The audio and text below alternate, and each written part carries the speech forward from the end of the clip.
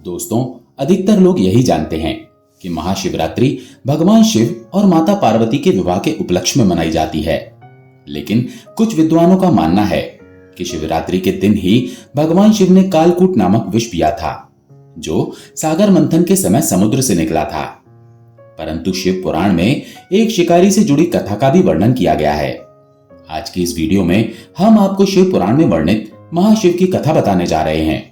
शिव पुराण के कोटि रुद्र संहिता में वर्णित कथा के अनुसार पौराणिक काल में एक वन में एक भील रहता था, जिसका नाम गुरुद्रु था। उसका परिवार काफी बड़ा था। वो बलवान और क्रूर स्वभाव का था तथा क्रूर कर्म किया करता था। वो प्रतिदिन वन में जाकर जानवरों का शिकार करता था। उन बेजुबान और असहाय जानवरों को मारते समय उसे थोड़ा सा भी भय नहीं लगता था। वो इतना दुष्ट था कि जंगल से आने जाने वाले राहगीरों को लूट लेता था। यदि कोई राहगीर धन देने से मना करता तो उसे वो मृत्यु के घाट उतार देता। उसने अपने जीवन काल में कभी कोई पुण्य का कार्य नहीं किया था। इस प्रकार से पाप कर्म करते हुए उस शिकारी को बहुत समय बीत गया। एक दिन महाशिवरात्रि के व्रत का दिन आ गया, किंतु वो दुष्ट शिकारी तो नास्तिक था। उसके अंदर भगवान के प्रति कोई श्रद्धा भाव तो था नहीं, इसलिए उसे महाशिवरात्रि व्रत के बारे में कुछ भी नहीं पता था। जब वो सुबह उठा तो उसकी पत्नी और माता पिता भूख से पीड़ित होकर उसके पास आए और उससे विनती करते हुए बोले, हम सबको बहुत भूख लगी है, कृपया जंगल से जाकर कुछ खाने के लिए ले आइए। अपनी पत्नी और माता पिता के निवेदन करने पर वो शिकारी तुरंत उठा और झोपड़ी के अंदर से धनुष बाण उठाया और पीने के लिए एक पात्र में पानी भरकर शिकार करने के लिए जंगल की ओर चला गया। उस दिन शिकारी दुरुद्रु ने सारा दिन जंगल में शिकार की खोज की, परंतु उसे जंगल में कोई भी जानवर नहीं दिखा। वो दिन भर हाथ में धनुष लेकर जंगल में इधर उधर घूमता रहा, लेकिन उसे भोजन की प्राप्ति के लिए कोई भी जानवर नहीं मिला। और इधर शाम भी हो रही थी। भगवान सूर्यदेव अपने प्रकाश की अंतिम लालिमा बिखेर रहे थे। ये देखकर वो शिकारी बहुत व्याकुल हो उठा और सोचने लगा, आज तो कोई भी शिकार नहीं मिला। घर में बच्चे मेरी आने की राह देख रहे होंगे। माता पिता जो भूख से व्याकुल होकर मेरी राह देख रहे हैं, उनका क्या होगा? उनकी क्या दशा होगी? उनके लिए मुझे कुछ न कुछ भोजन लेकर ही लौटना चाहिए, अन्यथा वो भूख के कारण अपने प्राण त्याग देंगे। ये सोचकर वो शिकार की खोज में जंगल के भीतर चला जाता है। तभी उसकी नजर एक सरोवर पर पड़ी।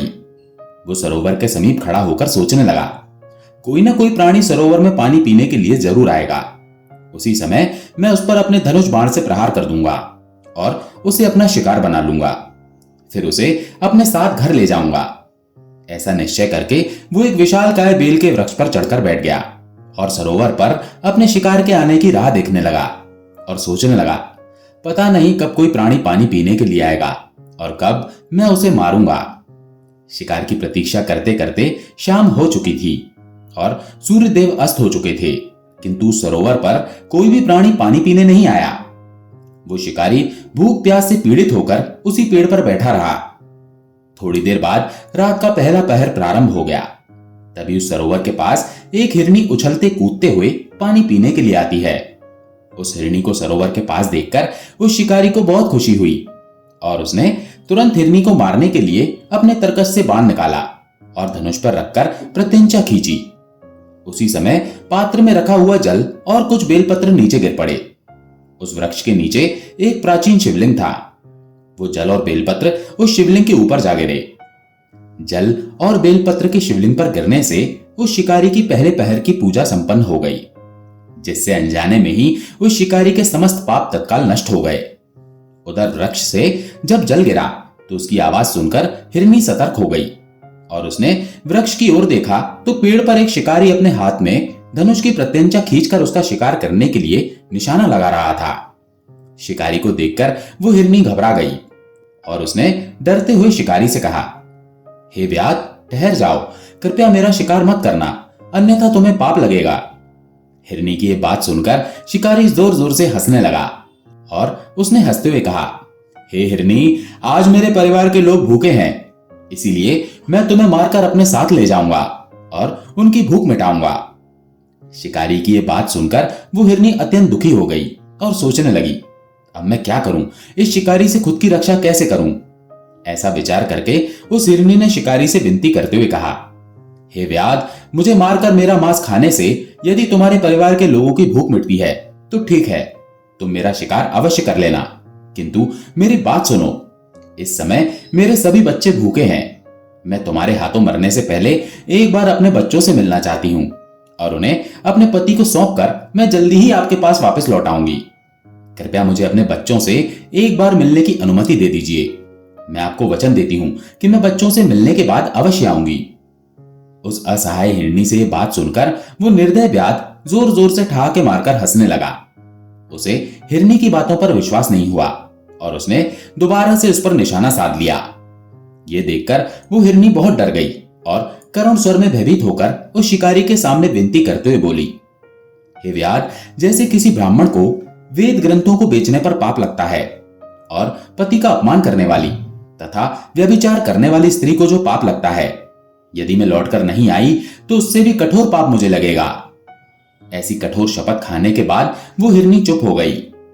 उस हिरनी के मुख से ऐसे वचन सुनकर उस शिकारी को उस हिरनी पर विश्वास हो गया और वो कहने लगा, हे हिरनी, ठीक है, अब तुम अपने बच्चों से मिलने के लिए जाओ और जल्दी लौटकर वापस आ जाना। मैं इसी सरोवर के पास तुम्हारे वापस आने की प्रतीक्षा कर रहा हूं। फिर वो हिरनी शिकारी का धन्यवाद करते हुए बहुत ही प्रसन्नता के साथ सरोवर में पानी पीकर अपने बच्चों से मिलने के लिए चली गई। इतने में ही रात का पहला पहर शिकारी के द्वारा जागते जागते ही बीत गया और रात्रि का दूसरा पहर शुरू हो गया। तभी सरोवर के पास उस हिरनी की बहन आ गई जो अपनी बहन को खोज रही थी। उसे देखते ही उस शिकारी ने तुरंत उस पर धनुष बाण से निशाना लगाया। तभी उसके पास रखे हुए पात्र से पानी बेलपत्र के साथ दोबारा से शिवलिंग पर गिर गया। इस प्रकार से उस शिकारी द्वारा दूसरे पहर की भी पूजा संपन्न हो गई। पेड़ से पानी गिरने की आवाज आते ही उस हिरनी की बहन ने पेड़ के ऊपर देखा तो उस पर एक शिकारी हाथ में धनुष बाण लिए हुए बैठा था। शिकारी को देखते ही उस हिरनी की बहन ने घबराते हुए कहा, हे शिकारी, मेरी बात सुनो। मैं अपने आप को बहुत भाग्यशाली समझ रही हूं। आज मेरा जीवन सफल हो जाएगा क्योंकि मेरे शरीर को खाने से किसी की तृप्ति हो रही है। परंतु तुम मुझे अभी मत मारना। घर पर मेरे छोटे छोटे बच्चे हैं जो मेरे आने की प्रतीक्षा कर रहे हैं। आप मुझे एक बार उनसे मिलने के लिए जाने दो। मैं उन्हें अपने पति को सौंपकर तुरंत लौट आऊंगी। फिर वो शिकारी कहने लगा, मुझे तुम्हारी बात पर विश्वास नहीं है। मैं तुम्हारा शिकार अवश्य करूंगा। पहले ही मैं एक शिकार खो चुका हूं। ये बात सुनकर वो हिरनी भगवान विष्णु की शपथ खाकर कहने लगी, हे शिकारी, मैं जो कहती हूं उसे ध्यान से सुनो। यदि मैं लौटकर ना आऊं तो मैंने आज तक जो भी पुण्य किया है वो इसी क्षण नष्ट हो जाए, क्योंकि जो वचन देकर तोड़ देता है उसके सारे पुण्य नष्ट हो जाते हैं। जो पुरुष अपनी पत्नी को त्याग कर दूसरी स्त्री के पास जाता है, जो भगवान विष्णु का भक्त होकर भी शिव जी की निंदा करता है, जो अपने माता पिता का श्राद्ध नहीं करता, यदि मैं लौटकर ना आई तो ऐसे लोगों को जो पाप लगता है वही पाप मुझे लगे। उस हिरनी की बहन की बात सुनकर शिकारी का हृदय द्रवित हो उठा और उसने उस पर दया दिखाते हुए कहा, हे हिरनी, ठीक है, तुम जाओ और शीघ्रता से लौट कर आओ। फिर वो हिरनी की बहन भी जल पीकर अपने बच्चों से मिलने के लिए चली गई। इधर शिकारी उनके वापस आने की प्रतीक्षा करने लगा और धीरे धीरे रात्रि का दूसरा पहर भी समाप्त हो गया। अब रात्रि का तीसरा पहर आरंभ हो गया, किंतु वो दोनों हिरनी लौटकर नहीं आई। तभी उसकी नजर एक हिरण पर पड़ी। वो बड़ा ही तंदुरुस्त और हष्ट-पुष्ट था। हिरण को देखकर शिकारी बहुत खुश हो गया। उसने धनुष पर तीर चढ़ाया और निशाना लगाया। ऐसा करते समय फिर से थोड़ा सा जल और बेलपत्र नीचे शिवलिंग पर गिर गया। इस प्रकार उसके द्वारा भगवान शिव जी की तीसरे पहर की भी पूजा संपन्न हो गई। जब पेड़ के ऊपर से पत्तों की आवाज आई तो उस हिरण ने ऊपर की ओर देखा। उस पर एक शिकारी धनुष बाण लिए हुए बैठा था। शिकारी को देखते ही वो हिरण घबरा गया और डरते हुए बोला, हे व्याध, आप ये क्या कर रहे हो? रुक जाओ। हिरण की बात सुनकर शिकारी रुक गया और हिरण से कहा, हे मृग, मैं अपने परिवार के लिए भोजन की तलाश में हूं, इसीलिए अब मैं तुम्हारा शिकार करने जा रहा हूं। तभी हिरण ने विनती करते हुए कहा, हे व्याध, अगर तुमने यहां पर आई हुई मेरी पत्नी और उसकी बहन को मार डाला है तो आप बिना विलंब किए इसी समय मेरे प्राण ले लो, क्योंकि उनके बगैर मैं जीवित नहीं रह सकता। जिस प्रकार से तुम्हारे लिए तुम्हारा परिवार महत्वपूर्ण है, उसी प्रकार से मुझे भी मेरा परिवार अत्यंत प्रिय है। यदि तुमने उन्हें जीवन दान दिया है तो मैं आपका आभार प्रकट करता हूं। मुझे कुछ समय के लिए उनके पास जाने दो, मैं अपनी पत्नी से मिलकर वापस आ जाऊंगा। उस हिरण की ऐसी बात सुनकर शिकारी को बहुत आश्चर्य हुआ। उसके मन में रात भर का सारा घटनाक्रम घूमने लगा। वो हिरण से कहने लगा, हे मृग, तुमसे पहले वो दोनों यहां पर आई थी। वो भी ऐसे ही झूठे वचन कहकर गई हैं और अभी तक लौटकर नहीं आई हैं। अभी तुम खुद के प्राण संकट में देखकर झूठ बोलकर चले जाओगे और लौटकर नहीं आओगे, फिर मैं किसका शिकार करूंगा? मेरा परिवार तो भूखा ही मर जाएगा। शिकारी को क्रोध में देखकर उस हिरण ने कहा, हे व्याध, मैं जो कुछ भी कहता हूं उसे ध्यान से सुनो। मैं कभी झूठ नहीं बोलता। ये समस्त संसार विश्वास और सत्य पर चल रहा है। जिसके वचन झूठे होते हैं उसका पुण्य उसी क्षण नष्ट हो जाता है। इसलिए हे व्याध, तुम मेरी प्रार्थना सुनो। शिवरात्रि में भोजन तथा सहवास करने से जो पाप लगता है, झूठ बोलने से जो पाप लगता है और किसी गरीब और असहाय का बलपूर्वक धन हड़पने से जो पाप लगता है, यदि मैं लौटकर ना आऊं तो वही पाप मुझे लगे। उस हिरण के ऐसे वचन सुनकर उस शिकारी ने कहा, हे मृग, ठीक है, तुम जाओ, अपनी पत्नी से मिलकर शीघ्रता से लौट कर आओ। फिर वो हिरण भी लौटकर अपने घर की तरफ चला गया। अब वो हिरण और उसकी पत्नी और उसकी बहन तीनों वचनबद्ध हो चुके थे। वे तीनों अपने घर पर आकर आपस में बातें करने लगे। सबसे पहले हिरनी ने कहा, हे स्वामी, आपके बिना हमारे बच्चे जीवित कैसे रह पाएंगे? सबसे पहले मैंने उस शिकारी को वचन दिया है, इसीलिए केवल मुझे ही उसके पास जाना चाहिए। आप और मेरी बहन दोनों यहीं पर रहें। उसकी बात सुनकर हिरनी की बहन बोलने लगी, बहन, मैं तुम्हारी सेविका हूं, इसीलिए आज मुझे ही उस शिकारी के पास जाना चाहिए। तुम यहीं पर रहो। उन दोनों की बात सुनकर उस हिरण ने कहा, हे प्रिय, तुम दोनों यहीं पर रुक जाओ और बच्चों का पालन पोषण करो। माता के समान बच्चों की रक्षा कोई नहीं कर सकता और बच्चों को माता के दूध की भी आवश्यकता होती है। इसीलिए केवल मुझे ही उस व्याध के पास जाना चाहिए। अपने पति की इस बात को हिरणी ने स्वीकार नहीं किया और वो हिरण से करुण स्वर में बोली, हे स्वामी, पति के बिना स्त्री का जीवन नष्ट हो जाता है। उसे जीवन में बहुत दुख सहना पड़ता है। इसलिए हे स्वामी, हम आपके बिना नहीं रह सकते। हम भी आपके साथ चलेंगे। इतना कहकर हिरनी और उसकी बहन हिरण के साथ उस शिकारी के पास जाने लगते हैं। उन्हें जाते देख उनके बच्चे भी उनके पीछे पीछे जाने लगे।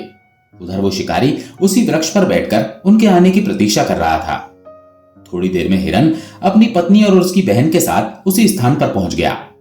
उन सभी को अपने सामने देखकर शिकारी बहुत प्रसन्न हुआ और उसने उन सभी को मारने के लिए अपने धनुष पर बाण चढ़ाया।